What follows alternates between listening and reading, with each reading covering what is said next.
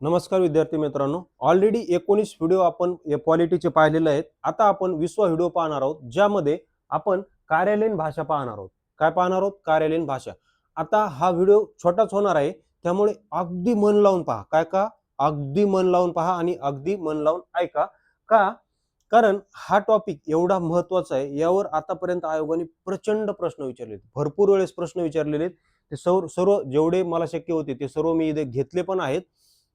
त्यावरून तुम्हाला समजेल की हा टॉपिक किती म्हणजे किती महत्त्वाचा आहे.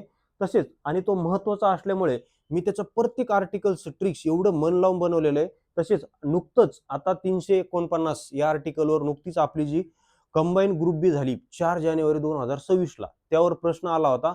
ते बरेच विद्यार्थी ते आर्टिकल चुकलेले आहेत. कारण त्या आर्टिकलवर या अगोदर आयोगाने प्रश्न विचारले, भाषेवर भरपूर विचारलेले, परंतु त्या आर्टिकलवर विचारलेले नाहीत. त्यामुळे त्याचं टेन्शन घेऊ नका. इथून पुढे हा व्हिडिओ पाहिल्यानंतर तुम्हाला भाषेचे संपूर्ण आर्टिकल पाठ होणार. तसेच कोणत्या घटनादुरुस्तीने बघा, मूळ घटनेत 14 भाषा होत्या, मात्र नंतर 8 भाषा ऍड केल्या, त्यासाठी 3 घटनादुरुस्ती झालेल्या आहेत. ती घटनादुरुस्ती पण लक्षात ठेवणार आहोत. कोणत्या घटनादुरुस्तीने कोणती भाषाला ऍड केली हे पण डिटेल लक्षात ठेवणार आहोत. त्यामुळे त्याचं टेन्शन तुम्हाला घ्यायचं काम नाही. फक्त व्हिडिओ मन लावून ऐका आणि मन लावून पहा. तर बघा, भाग 17. तर भाग 17 आहे, भाषांचा भाग 17 आहे. मी भाग कसा लक्षात ठेवायचं ते पण सांगतो, काही टेन्शन घ्यायचं नाही. बघा, भाग 17 मध्ये कार्यालयीन भाषा संबंधी बोललेलं आहे आणि अनुसूची 8 आहे. बघा, भाग 17 मध्ये भाषा संबंधी आहेत आणि अनुसूची 8 आहे. बघा, तर बघा, आणि त्यामध्ये कलम 343 पासून ते 351 पर्यंत भाषा संबंधी तरतूद केलेला आहे राज्यघटनेत. तर आता हे भाग कसा लक्षात ठेवायचा बघा, तर त्याची ट्रिक्स अशी लक्षात ठेवा. 17 म्हणजे सातारा भागातील भाषा असं लक्षात ठेवा. 17 म्हणजे सातारा भागातील भाषा असं आपण त्याला ट्रिक्सनुसार लक्षात ठेवू.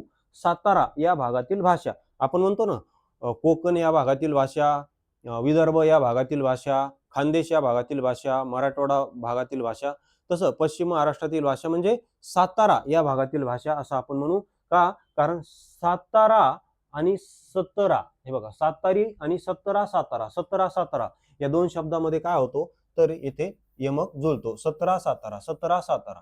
ओके, तर ही झाली ट्रिक भाग लक्षात ठेवण्याची. त्यानंतर बघा, 343 मध्ये संघराज्याची भाषा दिलेली. बघा, म्हणजे संघराज्याची भाषा म्हणजे सेंट्रल भाषा असं लक्षात ठेवा. सेंट्रलची भाषा संघराज्य. कारण संघराज्य म्हणजे काय, संपूर्ण राज्यांचं मिळून एक संघ बनलेला आहे, म्हणजे एक सेंट्रल, सगळे एका सेंट्रलला आलेले आहेत.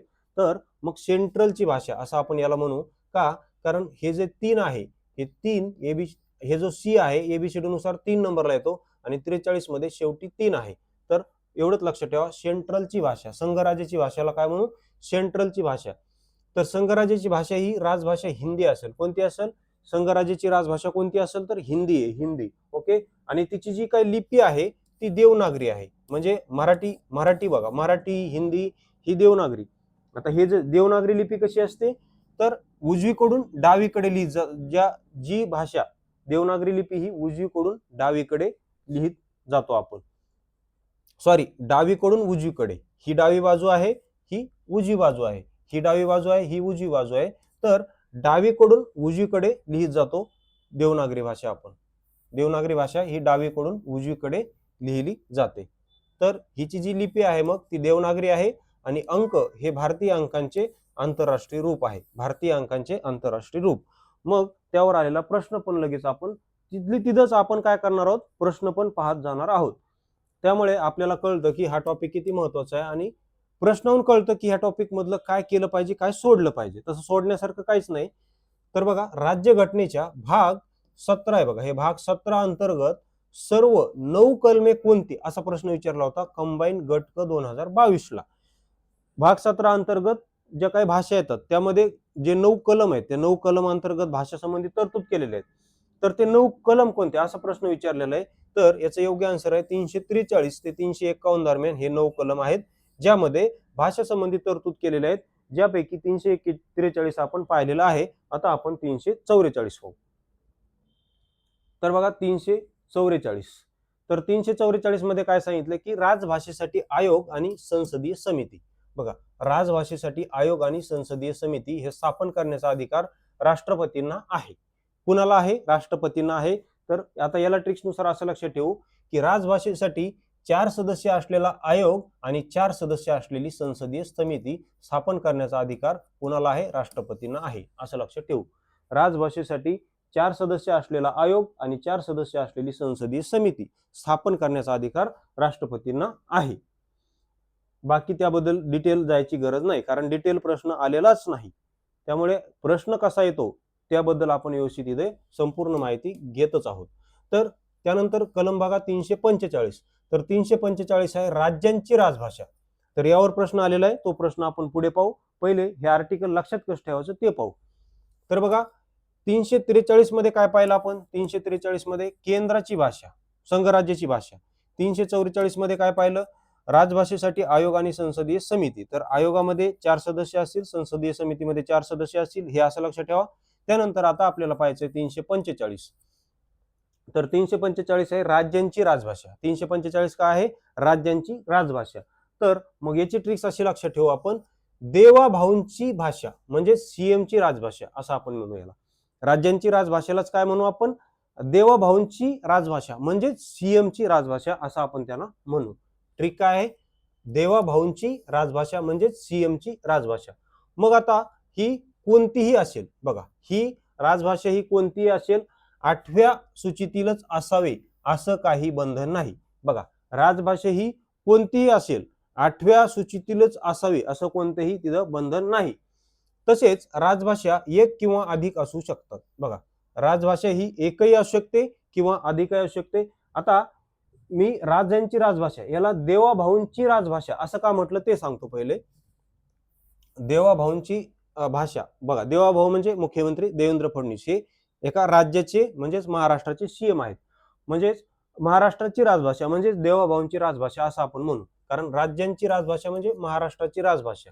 मग म्हणजेच देवाभाऊची राजभाषा असं का म्हटलं मी? त्याचं कारण असं आहे की देवाभाऊचा डी एबीसीडी नुसार 4 नंबरला येतो आणि ई एबीसीडी नुसार 5 नंबरला येतो. मग 4 आणि त्यावर 5 किती झाले? 45. म्हणून कलम 345 आहे राज्यांची राजभाषा म्हणजेच देवाभाऊंची राजभाषा. ओके, अशा प्रकारे हे तुम्ही लक्षात ठेवू शकता. त्यानंतर पुढे कलम 346. कलम 346 बघा काय आहे? तर कलम 346 बघा काय आहे? तर कलम 346 मध्ये दिले की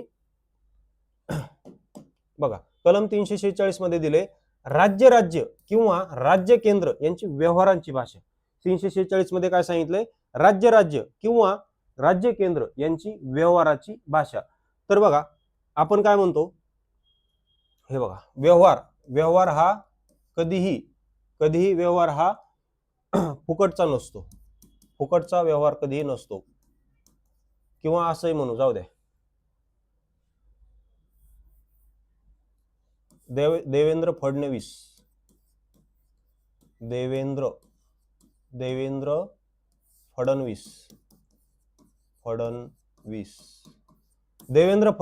हे व्यवहारामध्ये अगदी क्लिअर आहेत. व्यवहार क्लिअर ठेवतात. व्यवहारामध्ये ते कुणालाही धोका देत नाहीत. कोण?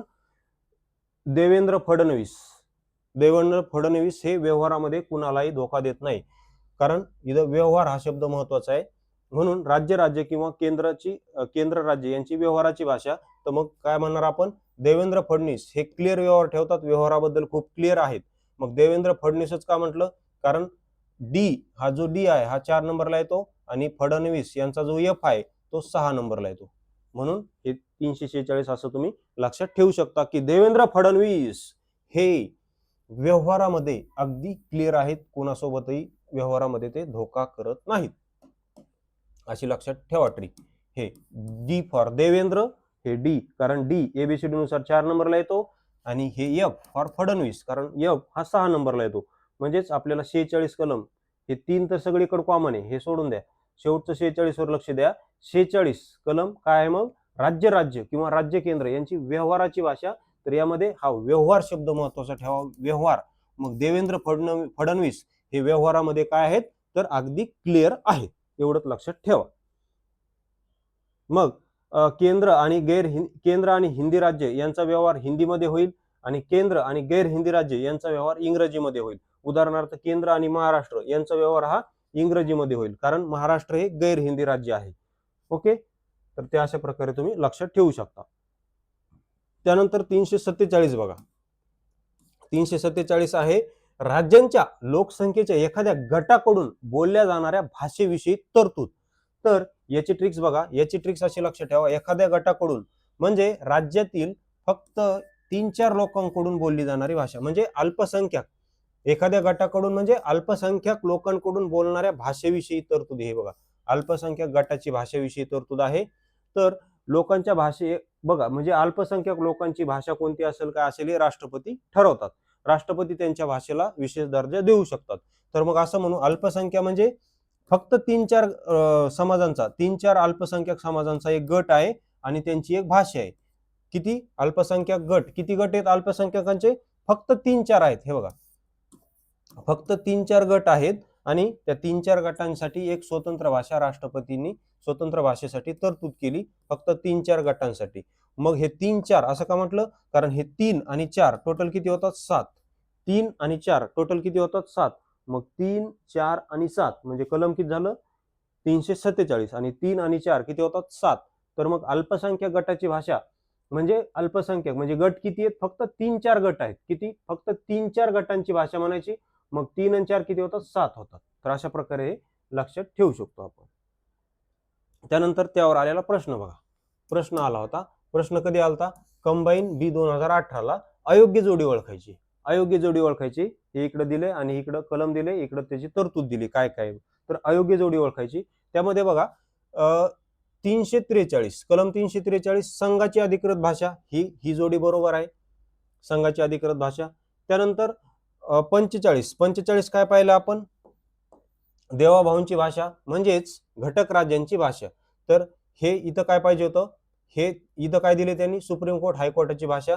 तर हे बी चुकीचं आहे, कारण 345 मध्ये घटक राज्यांच्या भाषेसंबंधी बोललेलं आहे. त्यामुळे इथे 345 समोर काय दिलंय? Supreme court high court. तर ते चुकीचे, म्हणजे बी जोडी चुकीचे.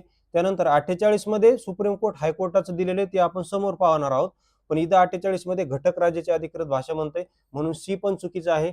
आणि 351 हिंदी भाषेचा विकास, तर हे बरोबर आहे, हे आपण समोर पाहणार आहोत. तरी ते अयोग्य जोडी म्हणलंय, म्हणून अयोग्य जोडी बी आणि सी या दोन अयोग्य आहेत, बाकी डी पण योग्य आहे. ओके, तर अशा प्रकारे प्रश्न येतात बघा. त्यामुळे प्रत्येक आर्टिकल पाठच पाहिजे. काय पाहिजे? पाठच. कारण पॉलिटी किती मार्काला विचारताय आता? प्रीला 15 आणि मेन्सला पण किती? 15. ओके, 15 प्रश्न आता पॉलिटीवर विचारले जातात. तर या 15 पैकी 7 ते 8 प्रश्न, किती? 7 ते 8 प्रश्न फक्त आर्टिकलवर विचारले जातात. काय करणार मग जर तुम्हाला आर्टिकल पाठ नसेल तर काय करणार? शेवटी एक मार्क महत्वाचा. किती? एक पण मार्क महत्वाचा आहे. 1 मार्कच तुम्हाला मेरिट मधून बाहेर काढू शकतो किंवा 1 मार्कामुळे तुमची पोट जाऊ शकते. त्यामुळे हा पॉलिटी विषय सोपा आहे. इथं तुम्हाला 15 पैकी 15 मार्क घ्यायची वाव आहे. मात्र 15 पैकी 15 मार्क तोच विद्यार्थी घेऊ शकतो ज्याला पॉलिटी आर्टिकल एकदम संपूर्ण आर्टिकल पाठ आहेत, नसा नसात भिनलेले, अगदी फिंगर टिप आहे. किती? Finger tip. तोच विद्यार्थी घेऊ शकतो ज्याला हे पाठ आहे. आणि एकदम ट्रिक्स नुसार एकदम पाठ असेल ना, त्याचा फायदा काय होतो माहितीये का? एकतर तो तुमचा प्रश्न बरोबर येतोच 100%, त्यात काही डाऊट नाही. परंतु ते एकदम फास्ट येतो. काय येतो? फास्ट. आता हे बघा, इथं जोड्या, कोणती जोडी चुकीची हे ओळखण्यासाठी तुम्हाला जर याच्यात कन्फ्युजन होत असेल तर एक तर तुमचा प्रश्न बी चुकतो की नेमका आता याच्यातली बी जोडी चुकीची आहे, सी डी ए जर काहीच माहित नसेल तर कन्फ्युजन तर होतच. पण तुम्ही जर लॉजिक लावून जर आणत असाल तर त्याच्यात ते वेळ पण जातो, कारण प्रत्येक हे चेक करण्यात वेळ जातो. आता इथं बघा, मला आता हे 43 संघाची भाषा, 45 लगेच 45 हे देवा, मला याच्यात 45 मध्ये देवा भाऊ दिसले. देवा भाऊ हे घटक राज्याची भाषा आहे, त्यामुळे हे बी लगेच चूक केलं मी. 48 ची मी पुढे ट्रिक सांगतो, याची पण ट्रिक केलेली आहे, हायकोर्टाची भाषा, त्यामुळे हे पण चूक केलं. 51 तर हे हिंदी भाषेसाठी 51 कोटीची तरतूद, म्हणून 51 हिंदी भाषा, हे पुढे मी ट्रिक सांगणार आहे. लगेच असं खटखट एकदम चिरफाडच होती त्याची. त्याच्यामुळे पाठ पाहिजे एकदम खतरनाक. त्यामुळे काय होतं माहितीये का? एकतर तो प्रश्न एकदम 10 ते 15 सेकंदात सुटतो आणि त्याचा वेळ तुम्हाला पुढे कामी येतो, तर गणित बुद्धिमत्तेमध्ये कामी येतो. त्यामुळे जे सोपे विषय ते अगदी पाठच पाहिजे, तरच तुम्हाला तिथे मार्क येऊ शकतात आणि तुम्ही पोस्ट काढून जाऊ शकता, नाहीतर असंच अडकून पडावं लागतं.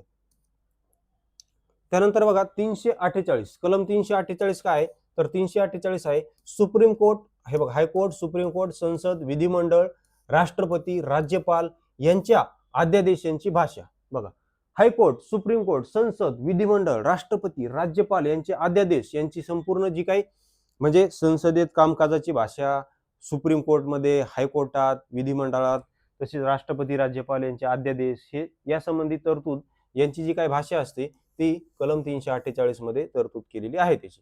मग याला ट्रिक्सनुसार कसं लक्षात ठेवणार, तर याची ट्रिक्स बघा.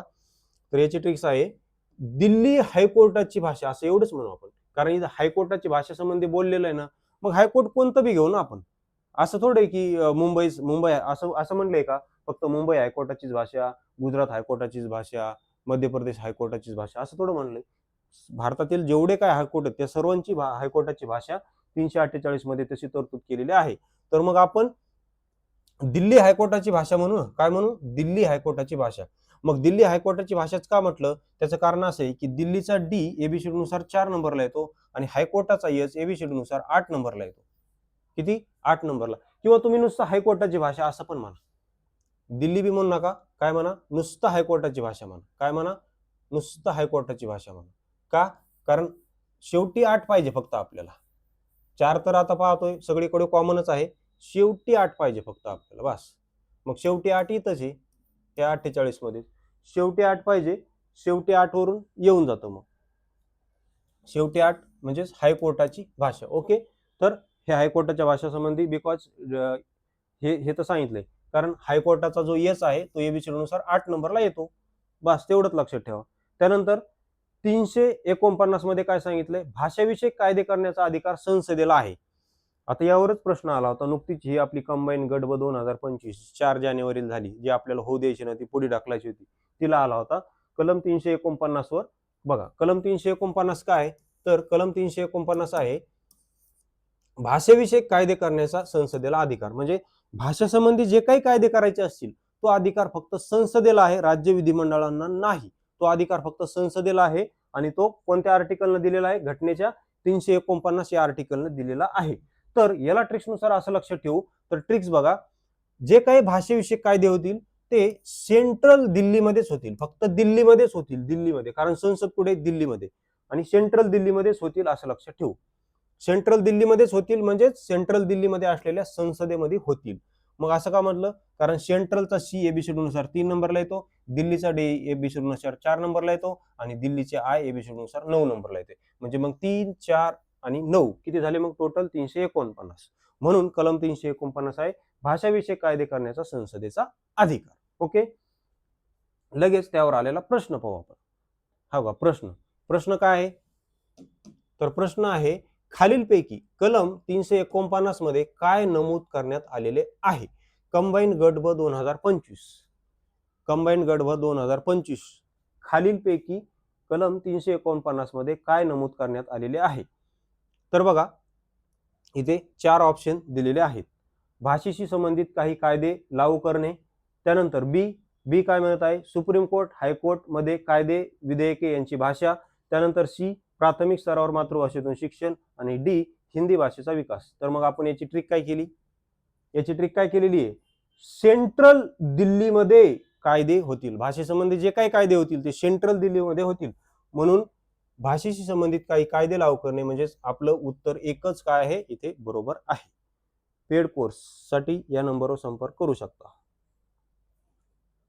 त्यानंतर पुढे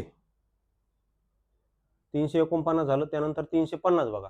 350 काय आहे, कलम 350 काय आहे, तर बघा कलम 350 आहे तक्रार निवारणाची भाषा. कलम 350 काय आहे, तक्रार निवारणाची भाषा. म्हणजे आपल्याला एखादी तक्रार करायची असेल एखाद्या अधिकाऱ्याकडे वगैरे, तर आपण कुठल्याही भाषेत करू शकतो. ती तक्रार हिंदीतच करावी असं नाही म्हणू शकत अधिकारी समोरचा. समजा आपण बँकेत जातो, बरोबर आहे, तर बँक कर्मचारी बरेच काही म्हणजे जो काही बँक मॅनेजर असतो तो बाहेर राज्यातील असतात बघा. तर बाहेर राज्यातील असल्यामुळे त्यांना मराठी बोलता येत नाही, बरोबर आहे. त्यांना ते काय म्हणतात, मग एकतर हिंदीमध्ये बोल किंवा इंग्रजीमध्ये बोल. तुमची म्हणजे बँकेचा तुमचा काही पैसे कटले असतील, काही कटले असतील आणि तुम्ही बँकेत गेला, तर तो अधिकारी काय म्हणतो की हिंदीमध्ये बोलिये, इंग्रजीत बोलिये, असं ते म्हणतात, मला मराठी कळत नाही. पण तुम्ही त्याला सांगा की कलम 350 ने, राज्यघटनेच्या कलम 350 ने मला कुठल्याही भाषेत तक्रार करण्याचा अधिकार आहे, कारण तुम्ही महाराष्ट्रात आलेले आहेत, त्यामुळे मी महाराष्ट्रामध्ये असल्यामुळे तुम्हालाच मराठी बोलता आली पाहिजे. मी माझी तक्रार मराठीतच करणार. का? कारण तक्रार जर करायची असेल तर आपली जी बोलीभाषा आहे त्याच बोलीभाषेत आपण चांगली तक्रार करू शकतो. आपलं जे काय म्हणणं आहे ते आपण आपल्याच भाषेत चांगलं मांडू शकतो, इतर भाषेत आपण मांडू शकत नाही. ओके, तर आता याला ट्रिक्सनुसार कसं लक्षात ठेवायचं ते पण सांगतो. पहिले 350 काय तक्रार निवारणाची भाषा आहे एवढंच लक्षात ठेवा. मग ही तक्रार अधिकृत भाषेतच असावी असे कुठलेही बंधन नाही, ती कोणत्याही भाषेत असू शकते, कोणत्याही भाषेत असू शकते. बघा अधिकृत भाषा किती आहेत? 22 आहेत. किती आहेत? 22. तर या 22 भाषेतच असावी असं कुठलेही नाही. बोली भाषेतही असू शकते, जसं की कोकणी, अहिराणी, मराठवाडी. आता हे कोकणी, अहिराणी, विदर्भी कोणत्याही भाषेत असू शकते तक्रार, ती ह्या 22 भाषेपैकीच असावी असे बंधन नाही, हे तर पहिले लक्षात घ्या.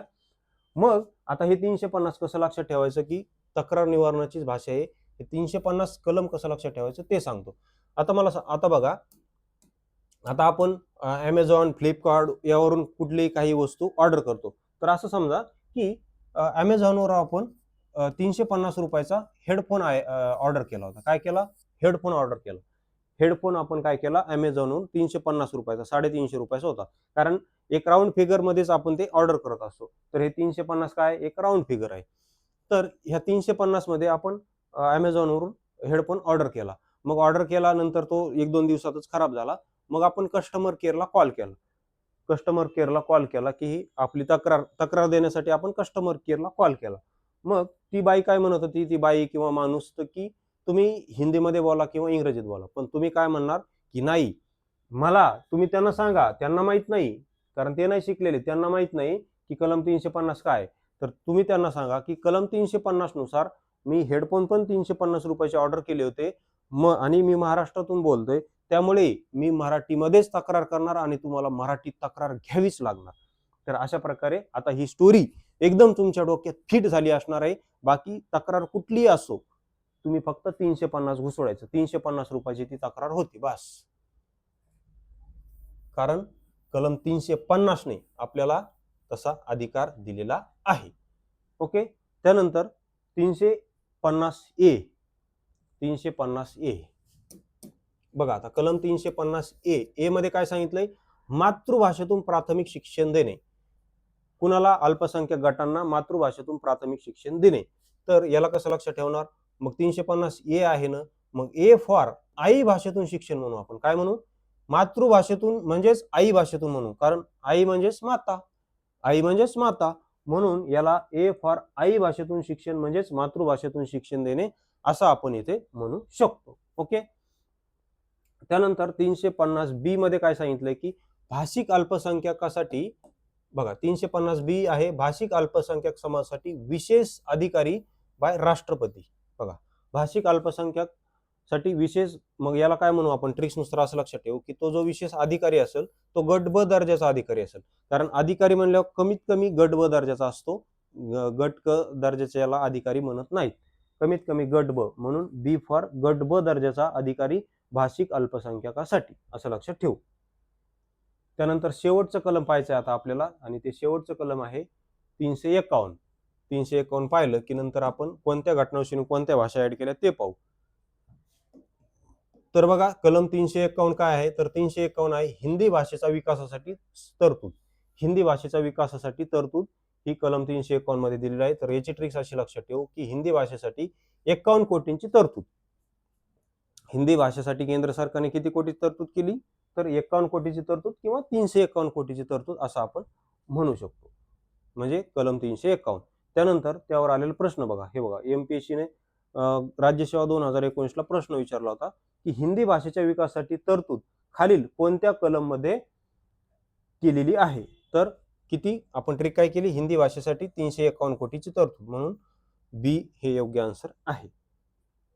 त्यानंतर आता आपण पाहू की कोणत्या घटनादृष्टीने कोणत्या भाषा ऍड केल्या. तर बघा, मूळ घटनेत, हे बघा, 8व्या अनुसूचित मूळ घटनेत 14 भाषा होत्या. किती? 14. मात्र सध्या किती आहेत? 22 आहेत, कारण नंतर 3 घटनादुरुस्ती झाल्या आणि त्या 3 घटनादुरुस्तीने 8 भाषा ऍड केल्या. आता कोणत्या घटनादुरुस्तीने किती आणि कोणती ऍड केली ते आता पाहू आपण. तर बघा, पहिली नंतर सिंधी ऍड केली. अगोदर 14 होत्या, नंतर 15वी भाषा सिंधी ऍड केली आणि ती 21वी घटनादुरुस्ती 1967 ने केली. 1967 ला 21वी घटनादुरुस्ती झाली होती. तर त्या 21व्या घटनादुरुस्तीने घटनेत सिंधी ही नवीन भाषा ऍड केली. तर याला ट्रिक्सनुसार कसं लक्षात ठेवणार, तर याची ट्रिक्स हे बघा. ट्रिक्स अशी आहे की सिंधूने 21 वर्षाच्या मुलासोबत 6-7 फेरे घेतले. बघा, 7 फेरे घेतले. 7 फेरे म्हणजे 7 फेरे घेणे म्हणजे लग्न करणे. तर 7 न म्हणण्यापेक्षा आपण 6-7 म्हणू. 6-7 फेरे घेतले आणि 21 वर्षाच्या मुलासोबत, कारण 21 वर्षाचा मुलगा 21 वर्षाचा झाला की त्याचं लग्न करतात. म्हणून सिंधूने 21 वर्षाच्या मुलासोबत 6-7 फेरे घेतले. आता 21 वर्षाचा मुलगा का म्हटलं, कारण ही जी सिंधी भाषा आहे ही 21व्या घटनादुरुस्तीने ऍड केली.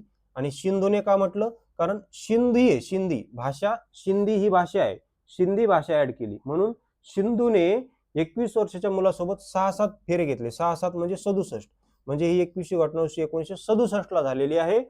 आणि त्या घटनादुरुस्तीने सिंधी ही भाषा अनुसूची 8 मध्ये ऍड केलेली आहे. ओके, म्हणजे 21व्या घटनादुरुस्तीने एकच भाषा ऍड केली. त्यानंतर पुढे 71वी घटनादुरुस्ती झाली. बघा, 21व्या घटनादुरुस्तीनंतर डायरेक्ट 50 ऍड करायचे. 21 मध्ये डायरेक्ट परत 50 ऍड करायचे. मग किती येतात, 71 येतात. म्हणजे डायरेक्ट नंतर 71व्या घटनादुरुस्तीने नमक, बघा 71व्या घटनादुरुस्तीने नमक भाषा ऍड केला. म्हणजेच हे बघा, नमक, नमक म्हणजे न म्हणजे नेपाळी, म म्हणजे मणिपुरी आणि क म्हणजे कोकणी. तर ह्या नेपाळी, मणिपुरी, कोकणी ह्या 3 भाषा 71व्या घटनादुरुस्तीने ऍड केल्या. आता याला कसं लक्षात ठेवणार 71वी घटनादुरुस्ती, तर नमक न म्हणण्यापेक्षा आपण म्हणू गांधी नमक. काय म्हणू, गांधी नमक. जसं टाटा नमक आहे तसं गांधी नमक म्हणू आपण. ओके, गांधी नमक, गांधी नमक म्हणू. मग गांधी का म्हटलं, त्याचं कारण असं आहे की गांधीजींचा जो जी आहे तो एबीसीडी नुसार 7 नंबरला येतो आणि हा जो ए आहे तो एबीसीडी नुसार 1 नंबरला येतो. म्हणजे 7 आणि त्यावर 1 किती झाले, 71. म्हणजे 71वी घटनादुरुस्ती कधी झाली, मग ती 92 ला झालेली आहे. मग 71वी घटनादुरुस्ती 92 यानुसार नेपाळी, मणिपुरी आणि कोकणी ह्या भाषा ऍड केल्या. बघा, पदार्थ बेचव होता, बेचव. हे बघा, बेचव होता, बेचव, म्हणून त्यामध्ये गांधी नमक ऍड केले की ते चवदार लागला. बघा, बेचव म्हणजे 92, बेचव 92, म्हणजे ही 92 ला घटनादुरुस्ती झालेली आहे. एखादा पदार्थ बेचव असेल तर तो नमक नसल्यामुळे बेचव लागतो. तर ह्या 3 नंतर ऍड केल्या 71वी घटनादुरुस्तीने. त्यानंतर परत 92वी घटनादुरुस्ती. बघा, 71वी घटनादुरुस्ती 92 ला झाली. ओके, बघा 71वी घटनादुरुस्ती कितीला झाली, 92 ला. मात्र नंतर घटनादुरुस्तीच 92वी झाली. बघा, 71वी घटनादुरुस्ती ही 92 ला झाली, 92 ला. मात्र पुढची जी घटनादुरुस्ती झाली ती घटनादुरुस्तीच 92 आहे आणि ती झाली 2003 ला. घटनादुरुस्तीच आहे 92वी आणि झाली ती 2003 ला. तर याला ट्रिक्सनुसार कसं लक्षात ठेवायचं बघा. तर ट्रिक्स आहे की बँजोच्या तालावर डोली डोली, बँजोच्या तालावर डोली डोली. बँजो का म्हटलं, कारण 92वी घटनादुरुस्तीने ह्या 4 भाषा ऍड केल्यात. आता कोणत्या 4, ह्या डोली डोली ते सांगतो. आता डोली डोली म्हणजे काय ते सांगतो. पण बँजोच्या तालावर डोली डोली, कशावर, बँजोच्या तालावर डोली डोली. मग बँजो का म्हटलं, कारण बँजो म्हणजे 92, बँजो 92, बँजो 92, कारण दोन्ही शब्द सुरुवात ब्या ब्याने होती, बँजो आणि 92. म्हणजे 92व्या घटनादुरुस्तीने डोली डोली म्हणजे बँजोच्या तालावर डोली डोली, म्हणजे 92व्या घटनादुरुस्तीने डोली डोली भाषा ऍड केल्यात. मग डोली डोली म्हणजे काय, हे डो म्हणजे डोगरी, त्यानंतर हे ली म्हणजे मैथिली, त्यानंतर परत डो म्हणजे बोडो आणि परत ली म्हणजे संथाली. तर डोगरी, मैथिली, बोडो आणि संथाली या 4 भाषांनंतर 92व्या घटनादुरुस्तीने ऍड केल्या. अशा प्रकारे मूळ घटनेत 14 भाषा होत्या, नंतर 8 भाषा ऍड केल्या. म्हणून आता 8व्या अनुसूचित किती भाषा आहेत, तर 22 भाषा आहेत. ओके, हे झालं. आता घटनादुरुस्ती एकदम डिटेल लक्षात ठेवल्या, कोणत्या घटनादुरुस्तीने कोणती भाषा ऍड केली हे पण डिटेल पाहिलं. आता त्यावर आलेले प्रश्न पाहू. तर बघा, नुकतीच कंबाईन बी प्री 2024 ला यावर प्रश्न आला होता. तर प्रश्न काय बघा, योग्य विधान किंवा विधाने ओळखा. तर बघा, ए विधान मध्ये काय म्हणतंय की सध्या राज्यघटनेमध्ये 8व्या अनुसूचित 22 भाषा आहेत. बरोबर आहे, सध्या 22 आहेत. 8व्या अनुसूचित सध्या 22 आहेत आणि भाग 17 आहे. अगोदर किती होत्या, 14 होत्या, आता 22 आहेत. बरोबर आहे. म्हणून हे विधान, ए विधान बरोबर आहे. पुढे बी मध्ये काय म्हणते, यापैकी कोकणी नेपाळी यांचा समावेश 92वी घटनादुरुस्ती 2003 नुसार झाला तर हे विधान सपशेल चुकीचं आहे. कारण आताच आपण पाहिलं 92 म्हणजे बँजो, 92 म्हणजे बँजोच्या तालावर काय झाली, डोली डोली, डोली डोली ही आपली ट्रिक आहे. बँजोच्या तालावर डोली डोली. मग डो म्हणजे डोगरी, ली म्हणजे मैथिली, परत डो म्हणजे बोडो आणि ली म्हणजे संथाली. पण इथं काय म्हणत आहे, कोकणी आणि नेपाळी. तर कोकणी आणि नेपाळी हे काय आहे, गांधी नमक आहे. म्हणजे हे गांधी नमक म्हणजे हे 71 घटनांशी ऍड केलेले आहेत, 92 नाही, 92 नाही केलेले, त्या 71 केलेले आहेत. घटनादुरुस्ती झाली 92 ला, मान्य, घटनादुरुस्ती 1992 ला झाली, परंतु घटनादुरुस्ती 71वी झाली 92 ला, पण ती घटनादुरुस्ती 71वी आहे, 92 नाही. म्हणून येथे बी विधान काय आहे, चुकीचे आहे. फक्त ए बरोबर आहे. तर अशा प्रकारे काय केलेलं आहे आपण, कार्यालयीन भाषा हा टॉपिक अगदी एकदम त्याची करेक्ट कार्यक्रम आपण काय केलेला आहे, प्रत्येक आर्टिकल कसं लक्षात ठेवायचं हे डिटेल आपण समजून घेतलेलं आहे. तसेच त्यावर आलेले संपूर्ण एमपीएससीने विचारलेले पीओक्यू आणखी पण आहेत त्यामध्ये, परंतु ते तुम्ही चेक करा, कारण ग्रहपाठ पण पाहिजे ना थोडा, बरोबर आहे की नाही, ग्रहपाठ पण थोडासा पाहिजे. कारण कसं आहे, सगळं जर मीच दिलं तर तुम्हाला ती सवय लागून जाईल. त्यामुळे थोडंफार तुम्ही पण प्रयत्न करा, किमान प्रश्न तरी बघा. उलट तुम्हाला इंटरेस्ट येईल, माहिती का, तुम्ही स्वतः प्रश्न ज्यावेळेस आता परत सोडवता, काय करा, लोकसेवाचा आप्पा सरांचा ठोकळा घ्या, त्यामध्ये प्रश्न दिलेले असतात, ते प्रश्न तुम्ही सोडवा. कारण तुम्हाला सुटतील, आता सगळे आर्टिकल सुटतील, कोणत्या घटनांशी कोणती भाषा ऍड केली हे पण सुटेल. म्हणजे एकदम मजा येईल आता तुम्हाला तो टॉपिक सोडवायला किंवा हा टॉपिक वाचवायला, त्यावरचे प्रश्न सोडवायला. ओके, तर अशा प्रकारे होतं. आता हा संपूर्ण व्हिडिओ कोर्स जर तुम्हाला पाहिजे असेल तर तुम्ही या नंबरवर संपर्क करू शकता. बघा, संपूर्ण व्हिडिओ कोर्स जर तुम्हाला पाहिजे असेल तर तुम्ही 84 21 90 83 84 या नंबरवर संपर्क करू शकता. तसंच आपलं बालाजी ट्रिक्स अकॅडमी, हे बघा, बालाजी ट्रिक्स अकॅडमी, हे बघा, हे बालाजी ट्रिक्स अकॅडमी हे आपलं ॲप आहे. प्ले स्टोअर वरून तुम्ही डाउनलोड करू शकता आणि काय अडचण असेल तर या नंबरवर तुम्ही संपर्क करू शकता. तसंच आपलं टेलिग्राम चॅनल पण बालाजी ट्रिक्स अकॅडमी याच नावाने, या टेलिग्राम चॅनल जॉईन केल्यानंतर त्यावर तुम्हाला ॲपची लिंक भेटेल, त्या लिंकवरून तुम्ही हे ॲप डाउनलोड करू शकता. आणि सध्या आपला जो काय पॉलिटीचा कोर्स आहे तो फक्त 199 रुपयाला, किती, फक्त 199 रुपयाला संपूर्ण पॉलिटीचा कोर्स, फक्त एक्झाम ओरिएंटेड असेल, ज्यामध्ये पीओक्यू असतील, तसेच प्रत्येक आर्टिकल लक्षात कसं ठेवायचे त्याची ट्रिक सांगितलेली असेल. कारण हा व्हिडिओ मध्ये तुम्हाला त्याची प्रचिती आलीच असेल. व्हिडिओ पाहिल्याबद्दल धन्यवाद.